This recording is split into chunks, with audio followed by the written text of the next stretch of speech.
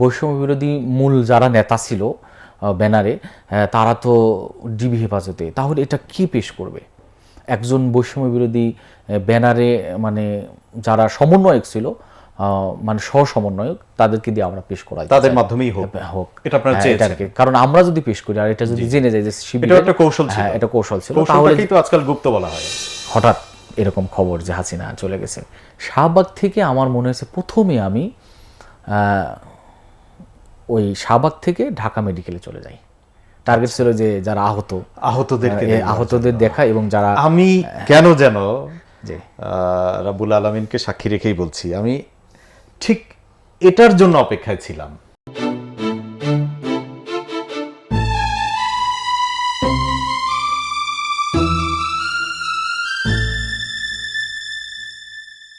মঞ্জু ভাই, আসসালামু আলাইকুম। ওয়ালাইকুম আসসালাম, কেমন আছেন?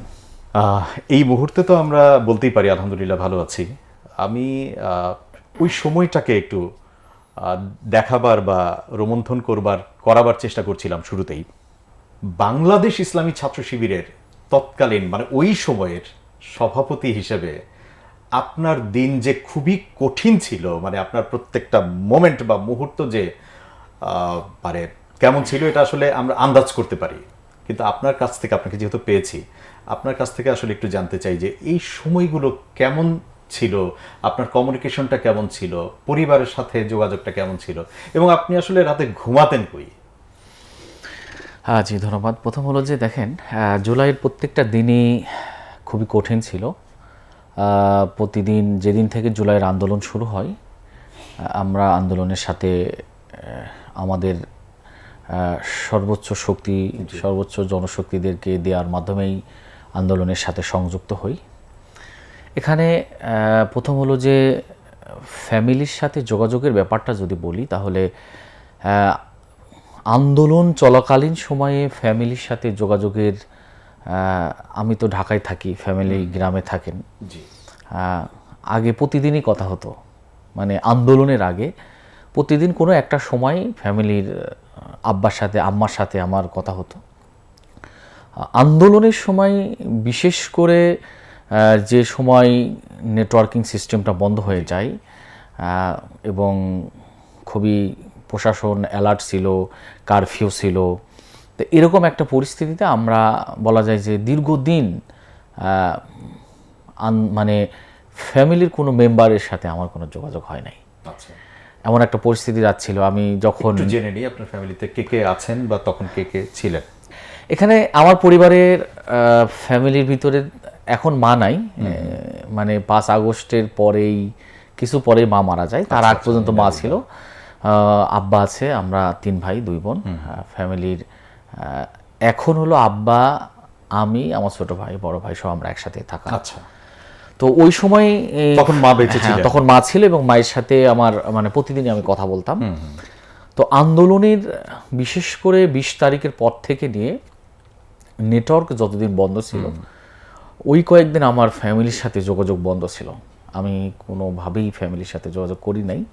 যোগাযোগ এই জন্য করি নাই যে যোগাযোগ করলে বড় ধরনের কোনো অ্যাক্সিডেন্ট হতে পারে। আচ্ছা, কিন্তু ফ্যামিলির অবস্থাটা এরকম ছিল যে আমি যখন প্রথম ফোন দিয়েছিলাম, যদিও ওই সময় নেটওয়ার্ক ছিল না, আমি একদিন অফলাইন থেকে প্রায় ঢাকা উত্তরা থেকে নারায়ণগঞ্জের এই দিকে আমি 300 ফিটের এই রোড ধরে আমি চলে যাই। হ্যাঁ, রূপগঞ্জের ওই দিকে অনেক দূরে যাই আর কি, যেন আমার মূল লোকেশন থেকে অনেক দূরে আমি যেন যেতে পারি। যাওয়ার পরে অফলাইনে আমি 2-3 মিনিট কথা বলি আর কি ফ্যামিলির সাথে, আমার আব্বার সাথে। কত তারিখ হতে পারে কাছাকাছি? এটার আমার মনে হয় যে 23-24 বা এই টাইমগুলো যখন হ্যাঁ এরকম আর কি। তো ওই সময় তাদের মানে ফ্যামিলির মেম্বার যারা, তারা সবাই মোটামুটি আমাকে যেটা বলতেছিলেন, আমার ছোট ভাই, যে ওই সময় হলো যে কান্নাকাটি অবস্থা, যে আমাকে পাওয়া যাচ্ছে না। আমার মানে আমি আমার নির্দিষ্ট সার্কেলের বাইরে যোগাযোগটা কমাই দেই আন্দোলনের ওই সময়ে, যেন কোনো বড় ধরনের অ্যাক্সিডেন্ট না ঘটে, আপনাকে যেন ট্র্যাক করা না যায়। জি, এবং প্রশাসন যেন কোনোভাবেই আমাকে ট্র্যাক করতে না পারে। এক্ষেত্রে আমরা একটা অভিনব মানে কায়দায় বলা যায় যে আমরা অনুসরণ করি। সেটা হলো যে আমি পার্সোনালি আমার কাছে কোনো ডিভাইস রাখতাম না। আমার ল্যাপটপ, ট্যাব, ফোন, মোবাইল যা ছিল জি। সব কিছুই সরায় ফেলি, এবং যে ফোনে মোটামুটি কথা বলা দরকার হতো ওই ফোনটাও আরেকজনকে দিয়ে আমার থেকে দূরে রাখতাম তাকে। আচ্ছা। প্রয়োজনে তাকে ডেকে নিয়ে আসতাম, অথবা তাকে টাইম দেওয়া থাকতো, এই টাইমে সে এসে আমার সাথে ফোনে কথা বলার ব্যবস্থা করে দিত, এবং আমি ফোনে কথা বলতাম। আবার কোনো কোনো ক্ষেত্রে লিখে দিতাম এই কথাগুলা। যেমন হলো যে শিবিরের সেক্রেটারি জেনারেল জাহিদুল ইসলাম ভাই ছিলেন তখন তৎকালীন, ওনার সাথে এই কথাটা বলতে হবে। তার অফিস বর্তমানে ছাত্র শিবিরের যে কেন্দ্রীয় সভাপতি নুরুল ইসলাম সাদ্দাম, সিবগাতুল্লাহ সেক্রেটারি জেনারেল, এদের সাথে মানে কথা বলতে হবে। আমি নোট দিয়ে দিতাম যে আপনি আমার পক্ষ থেকে বলে আসেন, তাদেরকে বলা আছে যে আমার পক্ষ থেকে এই মেসেজগুলো যাবে, যেন এই মেসেজগুলো তারা রিসিভ করে, এবং নির্দিষ্ট টাইম থাকতো। স্পেশালি ফজরের নামাজ পড়ে আমরা বের হয়ে যেতাম ওই টাইমটাই। আচ্ছা। এবং ওই সময় সবার ফোন, সবাই আমার মতোই বলা যায় যে তারা ফোনটা অন রাখতো, নির্দিষ্ট জায়গা থেকে দূরে থাকার চেষ্টা করতো। তারা আমার সাথে কথা বলতেন, নির্দেশনা কি আমরা আলোচনাও করে ফেলতাম ফোনে, আলোচনা করে আমরা ডিসিশন নিতাম যে কি করব। এটা ছিল নেটওয়ার্ক বন্ধ হওয়ার একটা মানে সময় পর্যন্ত এই ধরনের ভাবে আমরা যোগাযোগটা করতে পেরেছেন করেছি আর কি। এটা। আর দ্বিতীয়ত হলো যে দেখেন, মানে এই সময় সবচাইতে বড় ক্রাইসিসটা ছিল আমার ব্যক্তিগত থাকার এক ধরনের প্রবলেম ছিল। আমি কোথায় থাকবো? আমি যেখানে থাকতাম বসুন্ধরায়, ওই জায়গার মানে স্টুডেন্ট, ম্যাক্সিমাম স্টুডেন্ট ছিল ব্রাকের স্টুডেন্ট, ব্রাক ইউনিভার্সিটির স্টুডেন্টরা।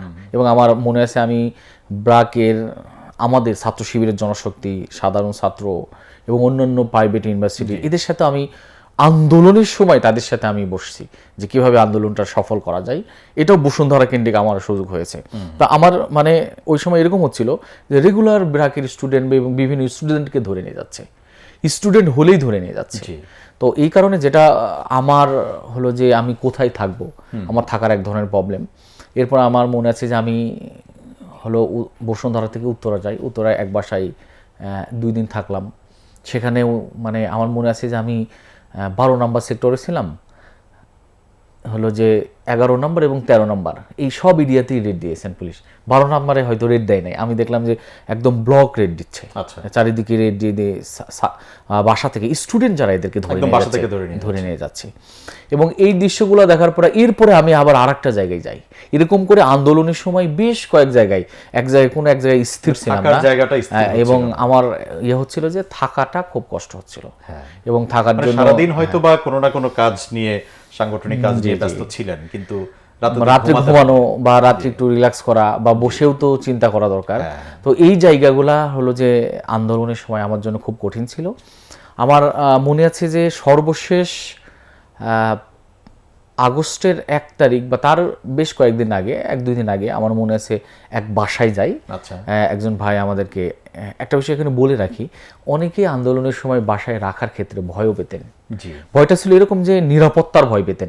আমার বাসায় থাকার পর কোনো বড় ধরনের যদি অ্যাক্সিডেন্ট ঘটে তাহলে সে হয়তো কষ্ট পাবেন বা তার একটা দায়বদ্ধতা থাকবে। এই কারণে সে বা এটা নয় যে তারা বিপদে পড়বে, বরং এটা বিষয় যে আমি একজন মানুষকে আশ্রয় দিলাম কিন্তু নিরাপত্তা নিশ্চিত করতে পারলাম না। হ্যাঁ, এই কারণে অনেকে ভয় পেত যে যদি কোনো কিছু ঘটে যায় তখন কি ঘটবে। তো এই কারণে আমার মনে হচ্ছে যে অনেক বাসা আমি এই পুরো 19 তারিখ থেকে শুরু করে 5 আগস্ট পর্যন্ত মানে বাসা চেঞ্জ করছি, এক এক দিন এক এক বাসায় থাকতাম। লাস্টের 1 থেকে 5 এই কয়েকদিন একটা বাসায় ফিক্সড থাকার সুযোগ হয়েছে, এবং আমি ওখান থেকে রেগুলার প্রত্যেকদিন সকালেই, বলা যে প্রতিদিনই সকালে ফজরের নামাজ পড়েই জামাতে, বাংলাদেশ জামাত ইসলামের একটা টিম, মৌলানা রফিকুল ইসলাম খান বলা যায় তার নেতৃত্বেই, এবং তার সাথে মাঝে মাঝে আরও অন্যান্য নেতৃবৃন্দরা, বিশেষ করে মহানগরীর নুরুল ইসলাম বুলবুল, তারপর মতিউর রহমান আকন্দ এবং সেলিম উদ্দিন এবং মৌলানা আব্দুল হালিম সহ ইনারা মাঝে মাঝে মানে বসতেন। কিন্তু রেগুলার একটা টিম হলো যে আমার মিটিং করতে হইতো। আমি ফজরে নামাজ পড়েই তাদের সাথে মিটিংয়ের জন্য যেতাম। কোনোদিন আমি না যেতে পারলে আরেকজনকে পাঠাইতাম, সেক্রেটারি জেনারেল জাহিদুল ইসলাম, তাকে পাঠাইতাম। শিবিরের পক্ষ থেকে প্রতিদিনই মানে একটা মিটিং হতো। মিটিংয়ের পরে আমরা নেক্সট কি করব, আজকে বসলাম কালকে কি করব, কালকে বসলাম তারপরের দিন কি করব, এভাবে করে আমরা আমাদের প্রতিদিনই বসাবসি এবং মিটিংয়ের প্ল্যান পরিকল্পনা একটা অংশ যেটা জামাতের সাথে, সেটা আমরা করতাম। আর আমাদের নিজস্ব তো আন্দোলনের একটা ইয়া ছিল। তো এইটা ছিল পুরো আন্দোলনের মানে থাকা, যোগাযোগ এবং কষ্টের, এবং আমি যদি একটু বলি যে আমাদের একজন কেন্দ্রীয় সভাপতি রাশিদুল ইসলাম ভাই, উনাকে গ্রেফতার করে প্রশাসন। গ্রেফতার করার পরে উনি বেশ কয়েকদিন ওনাকে কোর্টে উঠানো হয় না। উনি মানে বলা যায় যে ডিবি হেফাজতে বা প্রশাসনের হেফাজতে ছিল। কোর্টে ওঠার পর উনি একটা মেসেজ পাঠান আমার কাছে একজন দায়িত্বশীলের মাধ্যমে। সেখানে এই কথাটাই ছিল যে মানে সবচাইতে বেশি শিবিরের কেন্দ্রীয় সভাপতি এবং সেক্রেটারি জেনারেল সহ যারা আন্দোলনে মানে লিড দিচ্ছেন, প্রশাসন জানে যে শিবির আন্দোলনটাকে লিড দিচ্ছে, বাট কোথা থেকে দেয়া হচ্ছে, কে এগুলা করছে এটা জানে না। এই জন্য শিবিরের প্রথম সারির নেতৃবৃন্দকে গ্রেফতার করবে, এই জন্য আমি যেন সাবধান থাকি এবং আমার পুরো টিম যারা আছে আন্দোলনের সাথে তারা যেন সাবধান থাকে। তো এরকম মানে এক ধরনের ভয় ভীতিকর পরিস্থিতি, থাকার সমস্যা, ঘুমানোর সমস্যা, যোগাযোগের সমস্যা, ফ্যামিলি থেকে ডিসকানেক্ট, এই টাইমটাতে বলা যায় যে পুরো আন্দোলনের সময়ই ফ্যামিলির সাথে হাতে গোনা 2-1 দিন আমরা কথা বলার, 1 মাস এই 36 দিনে অল্প কয়েকদিন কথা বলার, দেখা তো হয়নি মানে মানে খুবই অল্প, মানে 2-3 দিন হয়তো হাতে গোনা আমরা ফ্যামিলির সাথে কথা বলার সুযোগ পেয়েছিলাম। পুরো মাস বলা যায় যে ফ্যামিলির সাথে যোগাযোগটাও বিচ্ছিন্ন ছিল। মিস করতেন তো? যে অবশ্যই মিস করতাম। মায়ের সাথে যখন কথা হতো মায়ের কণ্ঠটা পেতেন, মা তো জান্নাতবাসী হয়েছেন, আল্লাহ রাব্বুল আলামিন তাকে কবুল করুন। খুবই মিস করতাম এবং মানে বলা যায় যে মা ওর পাশ থেকে কি বলতেন? জি মা শুধু মানে যেটা বলতেন সেটা হলো যে সাবধানে থাকার ব্যাপারে মায়ের ইয়াটা বেশি ছিল আর কি, যে আমি যেন সাবধানে থাকি। এটা ছাড়া আরো অনেক কথা বলতেন এবং আমার কিছু যেন না হয় এজন্য রোজা রাখতেন, এরকম কন্টিনিউ কর্মসূচি ছিল আর কি। তো আসলে আপনি একটা ছাত্র সংগঠনের, বৃহৎ ছাত্র সংগঠনের নেতৃত্বে ছিলেন, কিন্তু মায়ের কাছে তো আসলে আমার মঞ্জু, আমার ছেলেটা, এই কারণ উনি তো ওখান থেকে শুনতেন, মানুষের কাছ থেকে খবর পেতেন যে কি হচ্ছে আসলে প্রতিনিয়ত। অনেক মায়ের বুক ততদিনে খালি হওয়া শুরু হয়েছে, অজস্র প্রাণ ঝরছে প্রতিদিন, এবং উনি জানতেন যে আমার ছেলে তো একরোখা, আমার ছেলেও তো এর মধ্যেই আছেন। তো এটা আসলে মায়ের জন্য চরম একটা কষ্টের। ওই সময় অন্য ছাত্র সংগঠনের বা সমমনা যারা, তাদের সঙ্গে যোগাযোগ হতো কি বা কিভাবে হতো? আন্দোলনের সময় আমরা যখন আন্দোলন শুরু হয়, একদম শুরু কোটা আন্দোলন থেকে আমরা অন্য সকল ছাত্র সংগঠনের সাথে সমন্বয় করছি আমরা। আমার মনে আছে যে আমার নেতৃত্বেই আমরা 21টা ছাত্র সংগঠনের সাথে আমরা এই আন্দোলনকে সমর্থন জানিয়ে একটা স্টেটমেন্ট দেই যে আমরা এই আন্দোলনের সাথে আছি। এখানে ছাত্র দলের সাথেও আমরা যোগাযোগ করি। ছাত্র দলের যারা ছিলেন, এখন যারা আছেন, তারা হলো যে স্টেটমেন্টটা যৌথ দিবে না, তারা পার্সোনালি দিবেন, এটা তাদের বক্তব্য ছিল। আমার মনে আছে যে ছাত্রদল থেকে শুরু করে আন্দোলনের সময় সকল দলের সাথেই, ছাত্র সংগঠনের সাথে এরকম প্রায় 30টার মতো ছাত্র সংগঠনের সাথে, ইসলামিক মানে আমাদের সমমনা বাম সংগঠন যারা আছে তাদের সাথেও আমরা যোগাযোগ করেছি এবং আন্দোলনটাকে সফল করার জন্য তাদেরকে মাঠে নামানো, আমরা মাঠে আছি, তাদেরকে মানে সাহস দেয়া, তারা যদি আমাদেরকে কোনোভাবে হেল্প করতে পারে আমরা সেটা নিব বলে তাদের সাথে কথা বলেছি। এভাবে করে বলা যায় সকল ছাত্র সংগঠন, অনেক ছোট অনেক বড় সব ধরনের ছাত্র সংগঠনগুলোর সাথেই, এবং সমন্বয়ক যারা ছিল, যাদেরকে আমরা ফ্রন্টে দেখতাম, এবং যারা সমন্বয়ক ছিল, সমন্বয়কদের সাথে সমন্বয়ের ক্ষেত্রে আমাদের ছাত্র শিবিরের কেন্দ্রের একটা টিম কাজ করতো। শিবিরের সেক্রেটারি জেনারেল জাহিদুল ইসলাম ভাই, উনার নেতৃত্বে একটা টিম ছিল। সেই টিম পুরো ছাত্র সংগঠন এবং সমন্বয়ক যারা তাদের সাথে সমন্বয় করতো। এক্ষেত্রে স্পেশালি 2-3 জন ব্যক্তি ভূমিকা রাখতেন। ছাত্র শিবিরের ওই সময় মিডিয়া সম্পাদক ছিলেন মাহাদি আল মাহমুদ, সিবগাতুল্লাহ এখন যিনি শিবিরের সেক্রেটারি জেনারেল, এবং আমিরুল ইসলাম শিবিরের ওই সময় ছাত্র আন্দোলন বিষয়ক সম্পাদক ছিল। এই 3 জন, ঢাকা বিশ্ববিদ্যালয়ের সাদেক কাইম, ফরহাদ, এই কয়েকজন মিলে পুরো সমন্বয়ক যারা আছে তাদের সাথে সমন্বয় করা হতো। এবং সমন্বয়টা স্পেশালি ঢাকা বিশ্ববিদ্যালয়ের সাথে যারা কানেক্টেড, বিশ্ববিদ্যালয়ের সাবেক সিবগাতুল্লাহ এবং বিশ্ববিদ্যালয়কে শিবিরের মানে একজন ভাই দায়িত্ব দেওয়া থাকতো কেন্দ্র থেকে তত্ত্বাবধান করার জন্য, উনি হলো মিডিয়া সম্পাদক মাহাদি আল মাহমুদ এবং সাদেক কাইম সহ, ইনারা হলো রেগুলারই সমন্বয় করতেন জি। এবং আন্দোলনের কর্মসূচি, এবং আমি একটা বিষয় আপনাদেরকে বলতে পারি যে এই আন্দোলনের যে কর্মসূচি, যে ডিজাইনগুলা, আমার কাছে মনে হয় যে পুরো ডিজাইনটা হলো আমাদের করা, ছাত্র শিবিরের করা, এবং সেই ডিজাইনের আলোকেই এটা তো হাসিনাও বলেছে। জি, যে হাসিনা বলেছেন, ওবায়দুল কাদের বলেছেন, আর প্রশাসন বলেছেন। এখানে দেখেন যে পুরো ডিজাইনটা আমরা সমন্বয়কদের কাছে পাঠাতাম এবং সমন্বয়কদেরকে আমরা সেই আলোকেই গাইড করতাম, তারা যতটুকু গ্রহণ করার করতেন। না, জুলাই আন্দোলনটা তো পুরোটা আসলে মানে অফিসিয়ালি তো একটা নন পলিটিক্যাল একটা মুভমেন্ট বলি বা আন্দোলন যেভাবেই বলি না কেন, গণ অভ্যুত্থান, সেটা তো আসলে নন পলিটিক্যাল। কিন্তু তারপরেও বাংলাদেশের হাসিনা বিরোধী যতগুলো শক্তি, যতগুলো রাজনৈতিক শক্তি, প্রত্যেকেই তো তার আগ থেকে নিষ্পেষিত, নির্যাতিত। তো প্রত্যেকেরই তো একটা চাওয়া ছিল দীর্ঘদিনের, যে এদেশে কিছু একটা হোক, কোনো একটা আন্দোলন স্থায়ী রূপ পাক, যে আন্দোলনের মুখে হাসিনা শক্তির পরাজয় ঘটে। এটা ছিল কিন্তু রাজনৈতিকভাবে হাসিনা এবং তার দলবল, আওয়ামী লীগ, পুরো আওয়ামী লীগ, তারাও জানতো, এবং তাদের কাছে সবচেয়ে মানে চাক্ষুষ বা শক্তিশালী প্রতিপক্ষ হচ্ছে ছাত্র সংগঠন হিসেবে বাংলাদেশ ইসলামী ছাত্র শিবির এবং ঊর্ধ্বতন সংগঠন হিসেবে বাংলাদেশ জামায়াত ইসলামী। তো সেই ছাত্র সংগঠন মানে বাংলাদেশ ইসলামী ছাত্র সংগঠনের একজন কেন্দ্রীয় সভাপতি ওই সময় থাকার সময়ও যখন আপনি দেখলেন যে গণমানুষ এই আন্দোলনের সঙ্গে সম্পৃক্ত হয়ে গেছে, শিশুরা বাবার হাত ধরে রাস্তায় নেমে এসেছে, তারপরে শিল্পীরা, মানে সমাজের সব শ্রেণী পেশার মানুষ, প্রায় সব শ্রেণী পেশার মানুষ রাস্তায় নেমে এসেছে, কোটি কোটি মানুষ রাজপথে নেমেছে।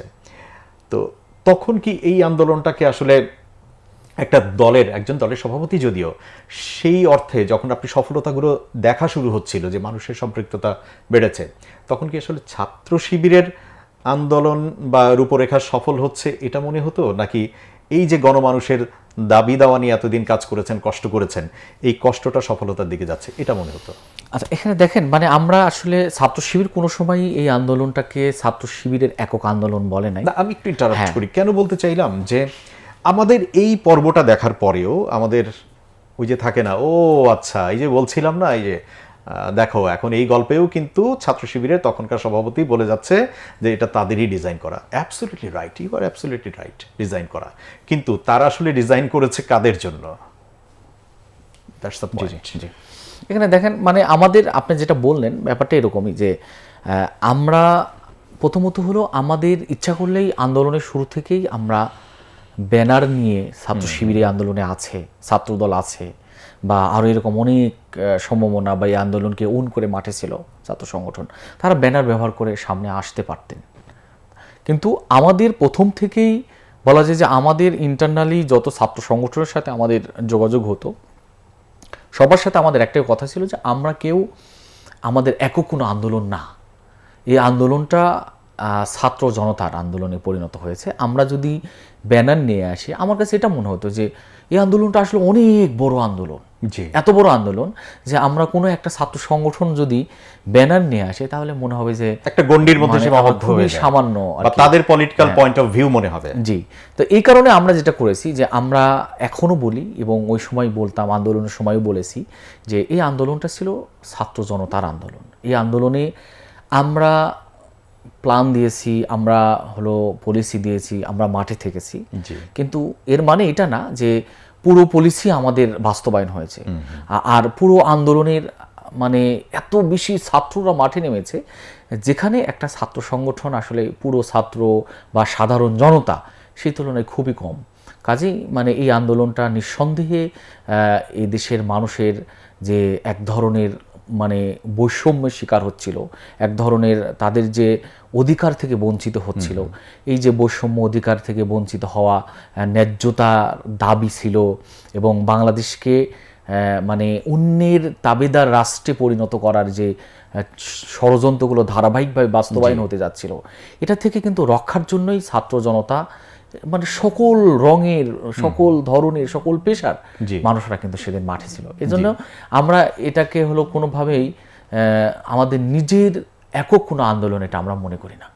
4 তারিখ যখন ভয়াবহ রকমের ম্যাসাকার হচ্ছিল, মানে হাসিনা সরকারের শেষ মরণ কামড় চলছিল কিন্তু, এবং সবচেয়ে বেশি হত্যাযজ্ঞ হয়েছে 4 তারিখে এবং সেকেন্ড হাইয়েস্ট হচ্ছে 5 তারিখেও, ইভেন হাসিনা চলে যাওয়ার পরেও উপর্যুপরি গোলাগুলি হয়েছে। 4 তারিখে কোথায় ছিলেন আপনি? আমি যদি বলি 4 তারিখ এবং 5 তারিখের কথা একসাথে বলি, যে 4 তারিখে আমি সেদিন উত্তরা ছিলাম, উত্তরাতে ছিলাম, এবং উত্তরায় যখন আন্দোলন হয়, উত্তরার আন্দোলন আমি যেটা করেছি যে আমার সাথে একজন ভাই থাকতেন আনিস নামে, আমি এবং সে প্রতিদিনই আমাদের গাড়ি ছিল, গাড়িকে আমরা ব্যবহার করি নাই, ছাত্র শিবির কেন্দ্র সভাপতি যে গাড়ি ব্যবহার করেন সেই গাড়িটাকে আন্দোলনের প্রথম থেকেই ছেড়ে দিয়েছিলাম যে আমরা গাড়ি ব্যবহার করব না। আচ্ছা, বাইক ব্যবহার করতাম। প্রাইভেট ইউনিভার্সিটির দায়িত্বশীলদের কাছ থেকে আমরা একটা বাইক নিয়েছিলাম। বাইকটা নিয়ে আমি যেটা করতাম, বলা যায় যে যখন কারফিউ ছিল, যখন বের হওয়াও যেত না, তখন আমরা অলিগলি দিয়ে বের হয়ে মূল আন্দোলনের পয়েন্টে আসার চেষ্টা করতাম। একদম উত্তরা থেকে শুরু করে শাহবাগ পর্যন্ত আমরা বিভিন্ন সময় এক এক দিন এক এক জায়গায় আসতাম, বিভিন্ন অলিগলিতে দিয়ে, মানে সারাদিনের জন্য বের হয়ে যেতাম এবং সারাদিন, এবং মিটিং থাকলে মিটিং করতাম। 4 তারিখে আমি উত্তরায় ছিলাম, এবং উত্তরার এই যে উত্তাল আন্দোলন, উত্তরা থেকে শুরু করে বসুন্ধরার গেট পর্যন্ত, এই দুইটা আন্দোলনে আমি 4 তারিখে মানে সময় দিয়েছিলাম। আমার মনে আছে, বিশেষ করে সকালের দিকে ছিলাম উত্তরার দিকে, এবং বিকেলে সন্ধ্যার দিকে আমি বসুন্ধরার দিকে চলে আসি। আর 5 তারিখে আমি হাসিনা চলে যাই যখন, তখন হলো উত্তরায় ছিলাম। আপনি যে কথাটা বললেন যে প্রচুর ম্যাচাকার করা হয়েছে, অনেক মানুষকে হত্যা করা হয়েছে, 5 তারিখে আমি একদম দৃশ্য মানে আমার চোখে ভাসে, যে আমার চোখের সামনে মানে প্রশাসন যেন ওই যে বাচ্চারা যেভাবে ফ্রি ফায়ার গেমস খেলে, যে ধরনের গেমস খেলে, মানুষকে মেরে ফেলতেছে, মানে কি মানে হত্যা হচ্ছে গেমে, ঠিক প্রশাসন একই কায়দায় রাস্তাটাকে মানে সামনে যা আছে ক্লিয়ার করছে। মানে আমরা সামনে পড়ে যাই, আমরা দ্রুত সাইডে চলে আসি, আমার চোখের সামনে দেখা যায় মানুষ পড়ে যাচ্ছে, মানুষ গুলিবিদ্ধ হচ্ছে, রক্তাক্ত হচ্ছে। 5 তারিখে হাসিনা চলে যাওয়ার পরে প্রশাসন এই ধরনের মানে আচরণ করতেছিল আমাদের চোখের সামনে। আমি উত্তরাতে জসিমউদ্দিন পর্যন্ত, উত্তরা থেকে একদম শুরু করে এয়ারপোর্টের কাছাকাছি এই জায়গাটুকু, পুরো জায়গায় আমি এই দৃশ্যটা দেখার আমার সুযোগ হয়েছে। এখানে একটা বিষয়, আমি আসলে আমাদের অন্য পর্বগুলোতে এই প্রশ্নটা বা বিষয়টা, অনুভূতিটা জানতে চাইতে যেও ওনাদেরকে কোশ্চেনটা করি না, আজকে আমার মনে হলো এই যে আমাদের প্রশাসনের কথা বলছেন, তাই না, যে এই প্রশাসনটা শেষ পর্যন্ত তো আসলে একটা বাহিনী, মানে পুলিশ বাহিনীর প্রশাসন হয়ে গেল। যদিও আমি পুরো বাহিনীটার প্রতি সম্মান রেখেই বলছি, কারণ আসলে একটা বাহিনী কখনো দায়ী হতে পারে না, সিস্টেমটা দায়ী। কিন্তু দেখেন ওই একই দিনে 5 তারিখে যখন হাসিনা পালিয়ে গেছে খবর পাওয়ার পরেও তখন আসলে এই পোশাকধারী ওরা একটা দলের হয়ে সেই জিঘাংসাটা শুধুমাত্র তারা পূরণ করছিল, যে ঠিক আছে আমাদের তো সব শেষ, তোদেরকেও আমরা বাঁচতে দিব না। শুধুমাত্র এই কারণে কিন্তু হাসিনা চলে যাওয়ার পরে, নাহলে তো হাসিনা চলে যাওয়ার পরে এত ম্যাসাকার হওয়ার কিছু নাই, সারেন্ডার করতে পারতো তারা। কিন্তু দেখেন আরও যে বাহিনীগুলো, বিশেষ করে আমরা সেনাবাহিনীকে আবার দেখলাম যে তার আগের দিন থেকেই ওনারা অলমোস্ট নিউট্রাল, মানুষকে যেতে দিচ্ছিল, মিছিল যেতে দিচ্ছিলেন। ইভেন ওই দিন সকাল থেকে তাদের অবস্থান খুবই শান্তিপূর্ণ ছিল, এবং হাসিনা পালিয়ে গেছে এই খবরটা মোটামুটি যখন তাদের কানে এসেছে, যখন গণমাধ্যমেও আসে নাই, তখন থেকেই তারা জনগণের সাথে মিশে যেতে লাগলো। এবং শেষ পর্যন্ত আমরা এমনও দৃশ্য দেখেছি যে সেনাবাহিনীর সদস্যদেরকে নিয়ে একই সঙ্গে আনন্দ মিছিল হয়েছে। এবং আমার দেখা একটা দৃশ্য, যখন বিজয় সরণির মাথায় মূর্তিটাকে ভাঙা হচ্ছিল, তখন আমি নিজে দেখেছি সেটা হচ্ছে সেনাবাহিনীর সদস্যরা ওখানে দাঁড়িয়েছিলেন, উৎসাহ দিচ্ছিলেন এবং আনন্দে সামিল হচ্ছিলেন। তো এই যে একটা দেশপ্রেম, এই যে না বলা কথা বিভিন্ন গণমানুষের, আবার একটা বাহিনীকে একদম নিজের জায়গায় কবজা করে সেই বাহিনীটাকে প্রশ্নবিদ্ধ করা, এই ব্যাপারগুলো আপনি আসলে যেহেতু একটা ছাত্র সংগঠনের নেতা ছিলেন, এই জন্য আপনার কাছে এই টিপিক্যাল বিষয়টা জানতে চাচ্ছি যে এটাকে আপনি আসলে কিভাবে দেখেন, বা পরবর্তী প্রত্যাশাটাই কি, বা এখন কি চান আপনি? জি, এখানে দেখেন যে আমরাও এই দৃশ্যটা দেখেছি। প্রথম হলো যে আন্দোলনের সময় যখন সেনাবাহিনী কুমিল্লাতে আমাদের ছাত্রদের আন্দোলনের অনেকটা পক্ষে অবস্থান নেন। কিছু আওয়ামী সন্ত্রাসী, যুবলীগ এবং পুলিশও তাদের সাথে আমাদের কুমিল্লা ইউনিভার্সিটি এবং কুমিল্লা মহানগরীর কর্মসূচি ছিল মানে মেইন রোডে আর কি, ইউনিভার্সিটির কাছাকাছি রোডে। তো সেখানে তারা হলো যে প্রশাসন, ছাত্রলীগ সবাই একদিকে, আর সেনাবাহিনী মাঝখানে আন্দোলনকারীদেরকে সমর্থন দিচ্ছিল। এটা দেখার পর আমাদের ভিতরে এক ধরনের সাহস এবং উদ্দীপনা কাজ করে, যে মনে হচ্ছে যে মনে হয় আমরা আন্দোলন সফল হবে আমাদের। আমার তারিখটা মনে নাই কবে, এই তারিখটা আমি একদম লাস্টের দিকে, আন্দোলনের শেষের দিকে, হ্যাঁ এরকম আর কি, 3-4 তারিখের দিকে। তো আমার কাছে তখন মনে হচ্ছিল যে আমরা এই আন্দোলনটা খুব শর্ট টাইমের ভিতরে সফলতার দিকে যাচ্ছি আমরা।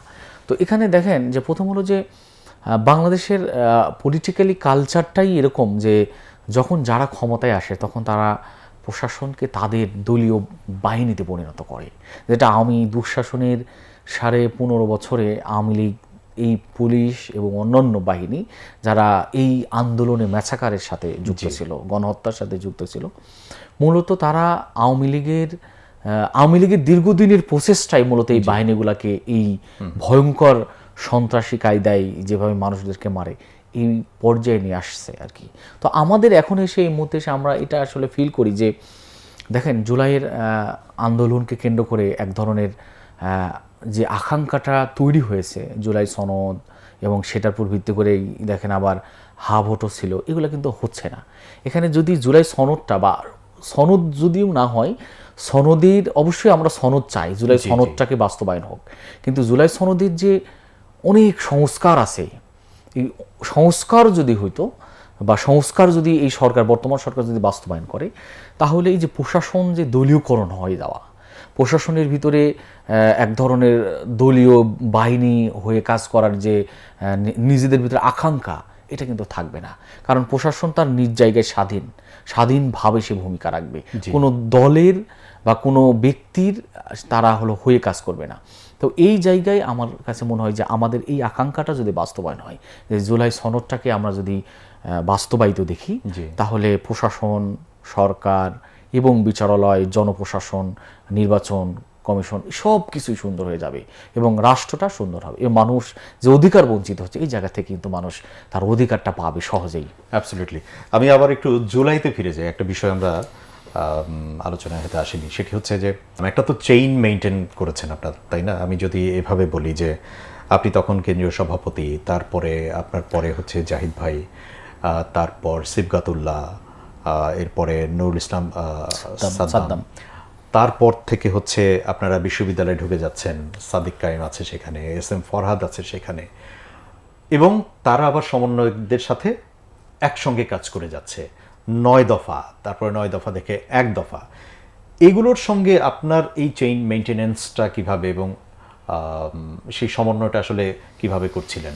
এবং এই দফা সম্পর্কেও তো আপনার কাছে নিশ্চয়ই তখন ইনফরমেশন আসছিল।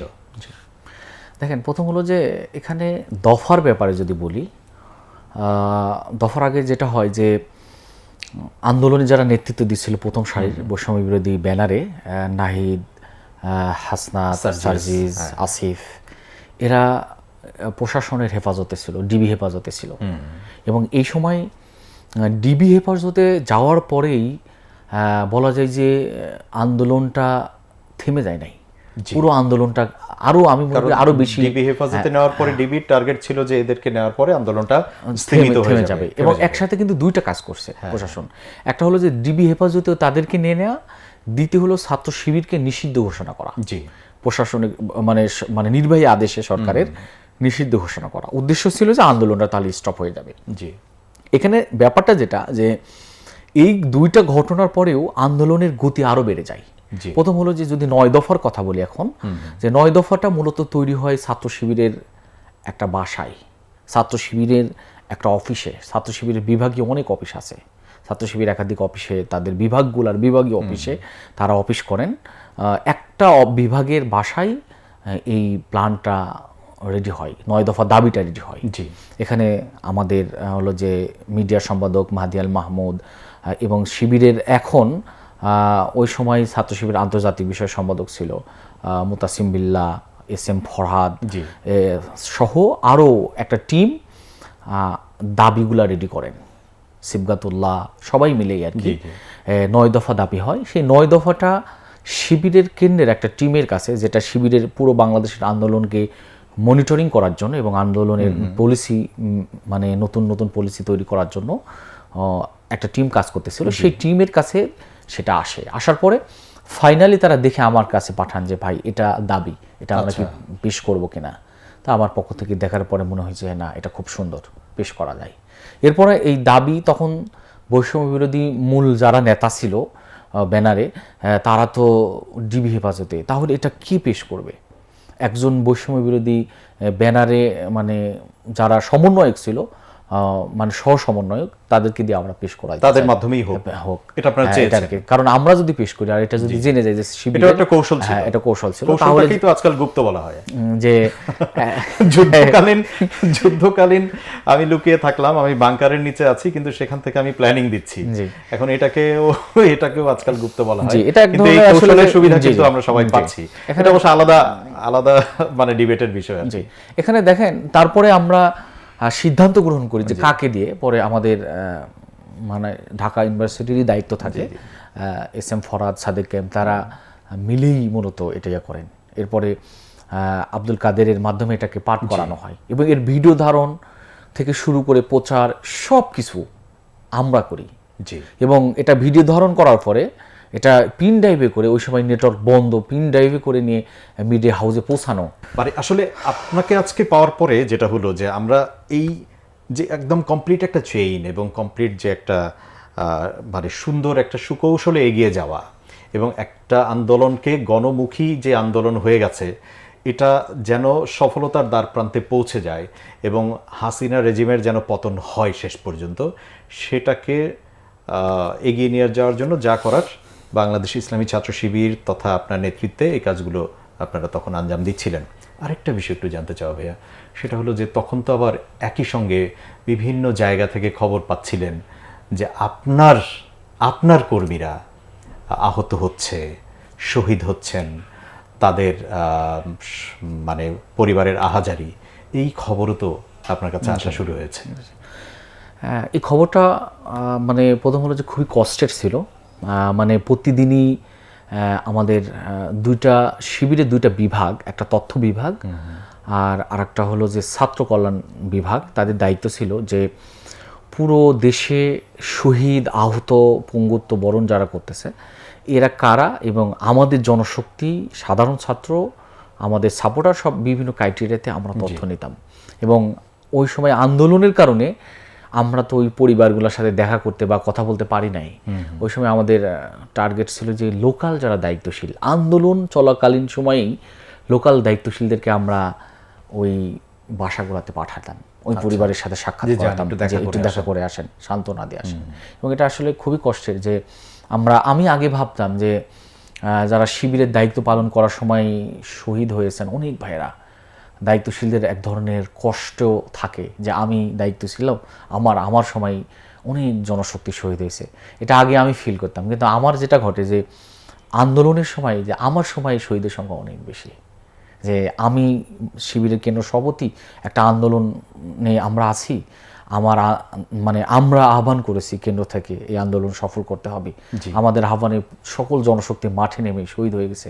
এই চিন্তাটা মাঝে মাঝে আমি যখন একা একা থাকি এখনো এক ধরনের কষ্ট ফিল হয় যে অনেক ভাই শহীদ হয়ে গেছেন, যে অনেক একটু যদি তাদের পাশে থাকা যেত। আল্লাহ রাব্বুল আলামিনের যদিও এটা আসলে তো ওনার নির্দেশনাতেই বা উনি যেটা চেয়েছেন সেটাই হয়েছে, কিন্তু আমি আসলে ওই আক্ষেপটাই আপনার ভিতরে দেখতে পাচ্ছি যে একজন কেন্দ্রীয় সভাপতি, একজন লিডার, একজন বড় ভাই, যেভাবেই বলি না কেন। এখানে একটা বিষয় বলি যে আর কষ্টের বিষয়টা হলো যে জনশক্তির আমার কষ্ট দেখলে হতাশ হয়ে যাবেন। আমরা যেটা করি যে দায়িত্বশীলরা এটা করেন আর কি, যে দায়িত্বশীলরা কষ্টটাকে বুঝতে দেন না, কিন্তু সকল দায়িত্বশীল বসে কান্না করতে, যে শেষ রাতে জাগা। এবং আন্দোলনের সময় আমার সকল জনশক্তি, মানে আমি না, যারা কেন্দ্র থেকে শুরু করে শাখা পর্যায়ে নেতৃত্ব দিচ্ছিলেন, সকল জনশক্তি আমার মনে হয় নাই যে রাত্রে ঘুমাইতো, সারা রাত জাগতেন, কি হয় না হয়, এবং শেষ রাতে ইবাদতে মানে মগ্ন থাকা। ফজরের সালাত পরে আমরা মানে আন্দোলন মিটিং যদি না থাকতো সকালে, আমাদের জনশক্তিরা ঘুমাইতো। এটা মানে প্রতিনিয়তই সারা রাতই কথা হচ্ছে, যখন নেটওয়ার্ক ছিল সারা রাতই আমরা যোগাযোগ করতাম যে কোথায় কি হচ্ছে না হচ্ছে। এবং রাত্রে যদি কোনো বড় ঘটনা ঘটে যায় আমার ভিতরে আতঙ্কটা বেশি কাজ করতো, যে আমি ঘুমাই আছি কিন্তু রাত্রে একটা বড় কোনো ঘটনা ঘটে গেছে, আন্দোলন ব্যর্থ হয়ে গেছে, আমিও জানলাম ওই সময় তাৎক্ষণিকভাবে হয়তো জানলাম না। এই জন্য আমি যেটা করতাম যে রাত্রে ঘুমাইতাম না, জেগে থাকতাম, ফজরের সালাত পরে ঘুমাইতাম। এবং আবার আমার সাথে লোক রাখতাম যে যদি কোনো কিছু ঘটে, আমরা বুঝতে পারছি কিছু ঘটে গেছে, যেন আমাকে দ্রুত জাগায় দেওয়া হয়। তো এরকম করে আমরা পুরো আন্দোলনের সময়টাকে পালিয়ে গেল। এই খবরটা যখন চাউর হচ্ছিল মিডিয়াতে, ঠিক ওই মুহূর্তে কই ছিলেন আপনি? আমি ওই মুহূর্তে আমি যে বাসায় থাকি, আমি সকালে খুব ভোরে বের হয়ে একটু উত্তরা, আমি ওই সময় উত্তরায় ছিলাম, উত্তরাতে হ্যাঁ একটা থমথমে অবস্থা। আমি পুরো আন্দোলনের ওই প্লেসগুলা একটু দেখে মানে ছাত্র জনতা অবস্থান শুরু হয়ে গেছে সকালে। ওখান থেকে আমি বাসায় ইন করছি, বাসায় ইন করে এবং মিটিংও ছিল, একটা মিটিং ছিল জামাতের সাথে। মিটিং শেষ করে আমরা হলো যে ইন করছি, আমি বাসায় ইন করছি। তো নেটওয়ার্ক হলো যাচ্ছে আবার আসতেছে, এরকম হচ্ছিল। পরে টেলিভিশনের সামনে বসে আছি, যে কি হয় না হয়। দেখলাম যে হঠাৎ এরকম খবর যে হাসিনা চলে গেছে। আমি সঙ্গে সঙ্গে বের হয়ে গেলাম, বের হয়ে চলে আসছি। এসেই দেখি যে কোথায় আসলেন? বের হয়ে আমি একদম রোডে চলে আসছি, মেইন রোডে। এবং আমি উত্তরায়, কত নাম্বার সেক্টর? উত্তরা এটা হলো বলা যায় যে প্রথম হলো 7 নম্বর সেক্টর। 7 নম্বর সেক্টর ধরে মেইন রোড দিয়ে আমি একদম এয়ারপোর্টের কাছাকাছি চলে আসি। মানে রাস্তায় মানুষ। এবং আমার তখন টার্গেট হলো যে আমি শাহবাগে আসবো। এবং ওই সময় ওখান থেকে বের হয়ে ঢাকা মহানগরী উত্তরের ছাত্র শিবিরের সেক্রেটারি ছিল শাকিল, এখন কেন্দ্রের দায়িত্বে আছে, ছাত্র শিবির কেন্দ্রের একটা দায়িত্বে আছেন। তো শাকিল তখন মহানগরী উত্তরের সেক্রেটারি, সে একটা বাইক নিয়ে আসে। আমার মনে আছে আমাদের যে বাইকটা আমি ব্যবহার করতাম সেদিন ওই বাইকটা আমাদের কাছে ছিল না। পরে সে আমাকে নিয়ে আমরা এলিভেটেড এক্সপ্রেসওয়েটা ব্যবহার করি। তো এটা ব্যবহার করে হলো যে এটা যে ওই সময় হলো যে ওপেন হয়ে গেছে, মানে যে কেউ যে কোনো দিক দিয়ে যাওয়া যাচ্ছে, টোল নাই কিছু নাই আর কি, সব বন্ধ। পরে আমরা এটা ধরে শাহবাগে আসি। শাহবাগ থেকে আমার মনে হয়েছে প্রথমে আমি ওই শাহবাগ থেকে ঢাকা মেডিকেলে চলে যাই। টার্গেট ছিল যে যারা আহতদের দেখা, এবং যারা আমি কেন যেন রাব্বুল আলামিনকে সাক্ষী রেখেই বলছি, আমি ঠিক এটার জন্য অপেক্ষায় ছিলাম যে আমি আসলে দেখতে চাচ্ছিলাম যে একজন লিডারকে। আমি এই জায়গাটায় খুব ইমোশনাল হয়ে গেলাম আমি ব্যক্তিগতভাবে, যে আপনি শাহবাগে আসলেন এবং তখন শাহবাগ থেকে আসলে গণভবনমুখী সবাই, সবাই আসলে ওই উদযাপনের দিকে যাচ্ছে সবাই। কিন্তু আপনি একজন লিডার যার অজস্র নেতাকর্মী আহত হয়েছে, শহীদ হয়েছে, আপনি ওই সময়টায় তখন মনে হলো যে না, আমার সবার আগে যেতে হবে হসপিটালের বেডে, যেখানে শায়িত আছে আমার আহত কর্মীরা অথবা এই আন্দোলনের আহত যোদ্ধারা। আমি হলো যে ওখানে গিয়ে মানে বেশি সময় নেই না, অল্প সময় ঢুকে দেখে, এবং একটা জিনিস ওই সময় খুবই কষ্ট হয়। এবং আমি এর পরেও গিয়েছি যে মর্গের যে লাশগুলা, বেওয়ারিশ লাশ পড়ে আছে, বিশেষ করে 5 আগস্টের পরে আমাদের দায়িত্বশীলেরা আমরা টানা যেতাম, আমাদের বিভিন্ন ভাইরা বিভিন্ন সময় গিয়েছে আর কি। তো ওই লাশগুলার আমাদের একটা ইয়েও ছিল, আমরা মিডিয়ার সাথে পত্রপত্রিকার সাথে কথা বলছি, মানে দ্রুত যেন তথ্য বের করে মিডিয়াতে নিয়ে আসলে হয়তো ওয়ারিশ পাওয়া যাবে, এরকম মানে আমার মনে আছে। আমি সেদিন যাই এবং আর একটা কাজ করি, সেটা হলো যে ওই সময় SM ফরহাদের পক্ষ থেকে আমার সাথে যে শাকিল ছিল তাকে ফোন দেওয়া হয় যে ভাইকে বলা হোক যে ভাই যেন একটা ভিডিও বক্তব্য দেয়। ভিডিও বক্তব্যটা এটা ছিল যে আমি ওই হসপিটালের মসজিদে নামাজ পড়ে মাগরিবের দাঁড়াইলাম, তখন বলছে ভাই যে আওয়ামী লীগ যেহেতু হাসিনা চলে গেছে, প্রশাসন এক ধরনের মেসাকার সংগঠিত করার পর প্রশাসনও নিউট্রাল হয়ে গেছে এখন, তো এখন যেটা করা উচিত যে অন্যান্য যে ধর্ম অবলম্বী তাদের উপাসনালয় ভেঙে ফেলা হতে পারে, এটা মিডিয়াতে ভিন্ন ফ্রেমিং করার জন্য, একটা বার্তা দেওয়ার জন্য। তো আপনার পক্ষ থেকে একটা বক্তব্য দেওয়া উচিত। আমি সাথে সাথেই 1 মিনিটের একটা বক্তব্য দিয়ে যে এটা হলো যে আমি বক্তব্যটা ছেড়ে দিলাম। বক্তব্য দেওয়ার পরেই আমাদের জনশক্তিরা সবাই এটা সবাই প্রচারও করে যেন, এবং আমরা আমাদের জনশক্তির সবাইকে অ্যালার্ট করে দিই এবং যেন কোনো ম্যাচাকার অন্য ধর্মের উপরে না হয়, তারা যেন নিরাপত্তা থাকে। এই নিরাপত্তার জন্য যেহেতু সরকার, যদিও মানে জুলাই আন্দোলনের পক্ষের যারা, তারা নিশ্চয়ই এটা করবে না, না অবশ্যই করবে না। এটা তো আমরা ওইটাই যে যারা হলো যে মানে অন্য কেউ করবে, বিশেষ করে আওয়ামী লীগই করতে পারে। হ্যাঁ, ইন্টারন্যাশনালি একটা দেওয়ার জন্য, একটা মেসেজ দেওয়ার জন্য। পরে যেটা ঘটে যে আমাদের জনশক্তিরা ছাত্র শিবিরের এবং জামাতের এবং অন্যান্য অনেক এই আন্দোলনের সাথে যারা ছিল, তারা কিন্তু এটা রক্ষার জন্য কাজ করে। অনেক গল্প আসলে আপনাকে নিয়ে, তো এপিসোডের পর এপিসোড আমরা যদি এগিয়ে যাই তারপরেও গল্প শেষ হবে না। অনেকক্ষণ ধরে দর্শক আপনারা লাল জুলাইয়ের গল্পে আমাদের সঙ্গে আজকের অতিথি বাংলাদেশ ইসলামী ছাত্র শিবিরের তখনকার সম্মানিত কেন্দ্রীয় সভাপতি মঞ্জুরুল ইসলাম মঞ্জু ভাইয়ের কাছ থেকে আমরা গল্প শুনছিলাম। এবং শুধু গল্প নয় তো, এগুলো মানে প্রতিটা বাক্য যখন উনি বলছিলেন, স্মৃতিচারণ করছিলেন, আমরা যেন সেই সময়টুকুকে দেখতে পাচ্ছিলাম।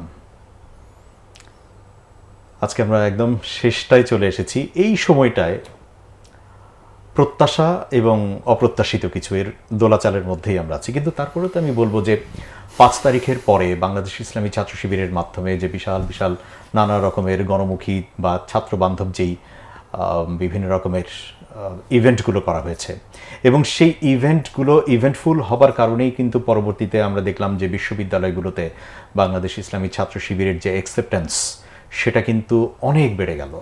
একটা সময় পর্যন্ত সংগঠনটাকে জানতে দেওয়া হতো না, সামনে আসতে দেওয়া হতো না। মানে শিবির মানে হচ্ছে শিবিরকে মেরে ফেলা, শিবিরকে হত্যা করা, শিবিরের কর্মীকে, এগুলো যেন একটা জায়েজ প্রসেস ছিল। মানে বিশ্বজিৎকেও শিবির বলেই হত্যা করা হয়েছে, যদিও বিশ্বজিৎ তো আসলে শিবিরের কোনো কর্মীও ছিল না এবং এই ধর্মেরও কেউ ছিল না। তো ওই ফ্রেমিংয়ের বাইরে এসে যখন এরকম একটা মুক্ত বাতাসই আমি বলবো, এবং এখনো পর্যন্ত আপনারা বা আপনার উত্তরসূরি যারা, তারা কাজ করে যাচ্ছে। এখন নুরুল ইসলাম সাদ্দাম হচ্ছেন ছাত্র শিবিরের সভাপতি, কিছুদিন আগে ছিলেন, আপনার পরবর্তীতেই ছিলেন জাহিদুল ইসলাম। দুর্দান্ত পারফরমেন্স ছিল তারও। এই যে ভালো লাগা, এই ভালো লাগাটা এখন কেমন লাগে? যে কিন্তু প্রত্যাশাটাও তো বেড়ে যাচ্ছে, তাই না? যত বেশি আপনারা সুযোগ পাচ্ছেন, স্পেস পাচ্ছেন, তত বেশি দায়িত্বের বোঝা। আপনার কি মনে হয় যে অনুজ যাদেরকে রেখে এসেছেন, তারা সেই দায়িত্ব পালন করে যাচ্ছে ঠিক মতো, বা করতে পারবে? হ্যাঁ, দেখেন এখানে ছাত্র শিবিরের মানে আমরা যারা সাবেক হয়ে গেছি, আমাদের জনশক্তিরা যখন দায়িত্বে আসে, তখন মানে আমার যেটা মনে হয়, আমার ব্যক্তিগত অনুভূতিটা, আমি নিজেকে খুব মানে ধন্য মনে করি যে আমার কাছের, আমার বলা যায় আমার একসাথে আমরা ছিলাম, আমার বলয় ছিল বা আমরা পাশাপাশি ছিলাম। আমার পরে জাহিদুল ইসলাম অসাধারণ দায়িত্বশীল, এবং মানে এরকম দায়িত্বশীল মানে আমরা তো মানে বলা যায় যে আমরাই তো একসাথে ছিলাম। নুরুল ইসলাম সাদ্দাম মনে হয় আমার কাছে মানে একজনকে আরেকজনের সাথে তুলনা হয় না, এক একজন এক এক জায়গায় মানে তাদের সুপারস্টার, অসাধারণ মানে, এবং সিবগাতুল্লাহ অসাধারণ। তো এইরকম মানে শিবিরের আমার কাছে সবাইকেই মনে হয়, এবং আমি এটা আরো বেশি ফিল করি কারণে আন্দোলনের সময় আমার যে টিমটা ছিল, অর্থাৎ আমার যে সেক্রেটারিয়েট বডি, এটা এক একজন শিবিরের বড় বড় মানে দায়িত্বশীল, কিন্তু আমার কাছে এটা মনে হয় এরা শিবিরের কেন্দ্র সভাপতির চাইতে বড় কিছু হইতে পারে, মানে এত ভালো মানে দায়িত্বশীল। হয়তো সবাই কেন্দ্র সভাপতি হবে না, কিন্তু তারা এক একজন কেন্দ্র সভাপতি হওয়ার চাইতেই যোগ্য। তো আমি এই টিমকে পেয়েছিলাম, এই জন্য আমি খুব বেশি মানে বলা যায় যে এক ধরনের খুবই ভালো লাগা কাজ করে। জি, এবং আমি আল্লাহর কাছে শুকরিয়া করি যে এই টিমটা আমাকে যেভাবে সহযোগিতা করেছেন, এটা বলে এটা মানে মানুষের কাছে অনুভূতি পেশ করে এটা শেষ হবে না, এটা আমার এরকম মনে হয়। আমরা আজকের এই পর্বের একদম শেষ মুহূর্তে চলে এসেছি, দর্শকের কাছ থেকে বিদায় নিব। তার আগে কোনো আলাদা কোনো মেসেজ যদি আপনার পক্ষ থেকে আমাদের প্যানভিশন টেলিভিশনের দর্শকদের উদ্দেশ্যে থাকে? মেসেজ বলতে আমার কাছে যেটা মনে হয় যে যেহেতু জুলাইয়ের মাস চলে, 36 দিনের আন্দোলন, অনেক ত্যাগ, বাস্তবিক হলো যে উদ্দেশ্য নিয়ে আন্দোলনটা হয়েছিল সেই উদ্দেশ্য সফল হয়নি, এবং আমরা দেখতে পাচ্ছি যে বিভিন্ন সময় বিভিন্ন জন আবার নতুন করে আসার ষড়যন্ত্র দেশ নিয়ে, এবং জাতির ভিতরে এক ধরনের বিভেদের রাজনীতি চলে। এত কিছু পরেও মানে দেশের স্বার্থে মানে এত ত্যাগের পরে আমার মনে হয় যে বড় কোনো ক্রাইসিসে আমাদেরকে যে কোনো সময় আবার ঐক্যবদ্ধ হতে হবে। আমি সেই ঐক্যবদ্ধ হওয়ার আহ্বানটাই রাখতে চাই, যে মানে যাই হোক না কেন দলীয় সংকীর্ণতা আমাদেরকে যেভাবে ঘিরে রাখছে, কিন্তু বড় কোনো ক্রাইসিস বা প্রয়োজনে আমাদের মনে হয় যে সবাইকে এক হয়ে দেশের জন্য আবার এক হতে হবে এবং কাজ করতে হবে। আমি অবশ্য আশাবাদী, আমি আশাবাদী। ধন্যবাদ। আমরা ছোট্ট করে একটা এক্সাম্পল দিয়ে শেষ করি। এই সোশ্যাল মিডিয়াতেও উল্টাপাল্টা কেউ লিখলে তখন কিন্তু আর কেউ ছেড়ে কথা বলছে না। তখন দলমত নির্বিশেষে আমি দেখলাম যে ছাত্র শিবির থেকে শুরু করে এনসিপি থেকে শুরু করে ছাত্র দলের কেন্দ্রীয় পর্যায়ের লিডাররা পর্যন্ত কিন্তু একদম জিভ টেনে নেবে এরকমটাও বলেছে। অতএব আমরা প্রত্যাশা করতেই পারি। জি, ইনশাআল্লাহ। ইনশাল্লাহ। দর্শক, প্রত্যাশার আলোই জ্বলুক এবং যেই নতুন সূর্যটা উদ্দীপ্ত সেটা মেঘে ঢেকে না যাক।